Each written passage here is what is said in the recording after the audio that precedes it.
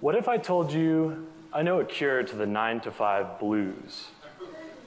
What if I told you that you can exercise, save money, eat healthily, increase your vitamin D intake, immunity, reduce stress, stop dousing chemicals and water on your lawn, eliminate any mystery about where your food comes from, and find fulfillment all in your own yard? Would you believe me? Well, you can. The idea I want to encourage today is that creating an urban gardening oasis for yourself is a great way to escape the 9 to 5 blues. And the story of Little Rock urban farming helps to illustrate the importance of having this urban garden oasis. Is it working?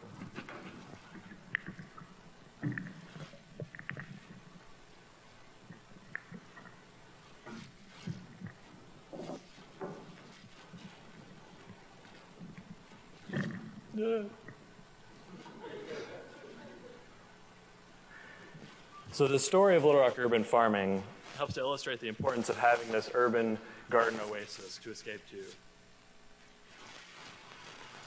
Let me tell you about the past of Little Rock urban farming to help explain this. When he was younger, the Little Rock urban farming founder and director, Chris Hiriak, worked good-paying white-collar jobs for several years, and then he found that he was underwhelmed. He thought, is this it? Is this all we're working for? Is this a lifestyle that we're all working for? Why are we sitting in offices stressing ourselves out, eating unhealthy foods, and making ourselves unhappy and sick? All for a nice paycheck? I think the Dalai Lama would agree with this analysis. When asked what surprised him most about humanity, the Dalai Lama said, man, because he sacrifices his health in order to make money. And then he sacrifices his money to recuperate his health. And then he is so anxious about the future that he does not enjoy the present. The result being that he does not live in the present or the future. He lives as if he's never going to die, and then dies having never really lived. So Chris was ready to do something meaningful and healthy and enjoyable. And so he made the commitment to work on an organic farm in the Arkansas Ozarks called Dripping Springs Garden. And this is an awesome organic farm. Not only do they teach apprentices organic farming techniques, but they also live together.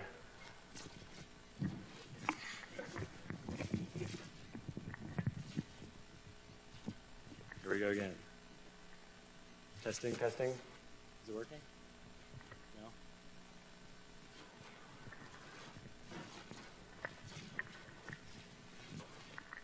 Testing. Aha, thank you.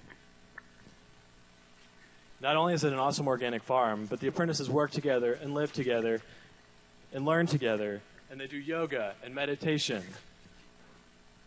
And they celebrate healthy food together. They cook together. They eat together, and they have fun. And Chris found that this was a perfect cure to the 9 to 5 blues.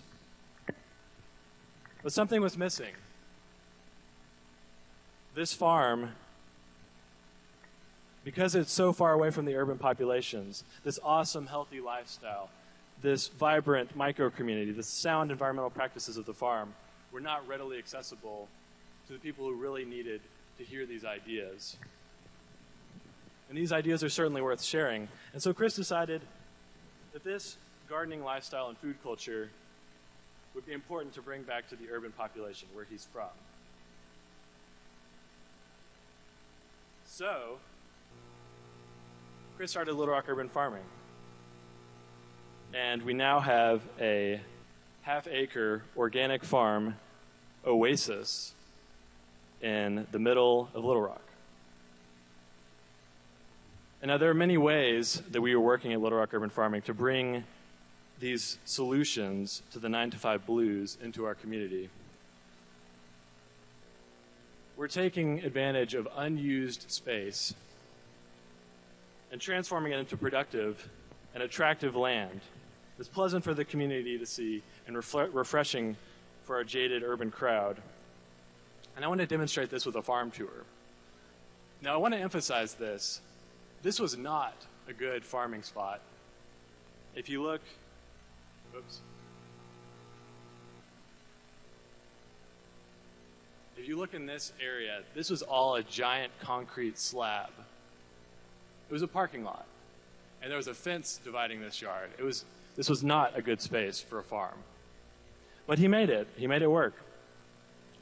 And we now grow organic fruits, vegetables, and herbs in this space. This is our shiitake mushroom garden amongst our bamboo.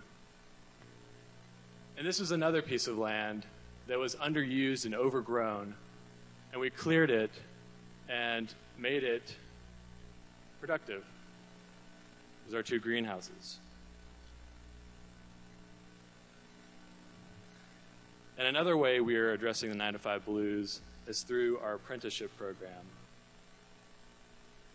This is all the bountiful produce that comes out of our farm. And this is another example of revitalizing vacant lots.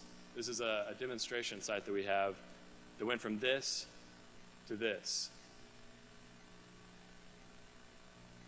And now I'll get to the apprenticeship program. Like Dripping Springs Garden, we work to teach people, such as myself, organic farming techniques, healthy living, healthy eating, yoga practice, meditation, and then send them back out into the community to spread these ideas and actions learned on the farm. And I want to share with you a story of 2 apprentices that have really turned around their lives. This is Andrew and Kyle. They were neighbors in the apartment complex next door to our farm. And like Chris, they were working in offices, or what they like to call fluorescent tombs, doing unfulfilling jobs and living underwhelming lifestyles. And they saw what we were doing over at the farm with all the sustainable produce and flowers exploding everywhere and the healthy living practices, and they decided to volunteer, and they're now living on the farm as apprentices. So they've freed themselves from the shackles of conventional jobs, and they're now feeling healthier, happier, and more fulfilled.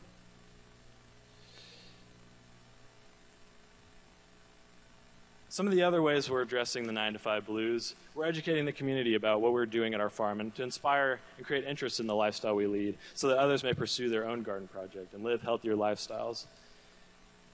We're helping the community escape to our urban oasis through farm events, such as this event that we held on our farm, where we collaborated with top chefs in the Central Arkansas area to put on a wonderful event that celebrates healthy living and creates excitement and awareness about local produce, celebrating local produce. We're also growing and selling healthy organic foods for our community to buy at market, to encourage using food as a medicine. You all may be familiar with Joel Salatin, the organic farmer.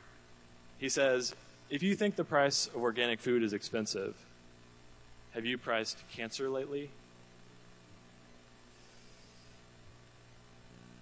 We also do education programs. We work to teach the community through workshops. We have youth groups and children's programming, a healthy cooking video series, and we conduct farm tours to inspire our community.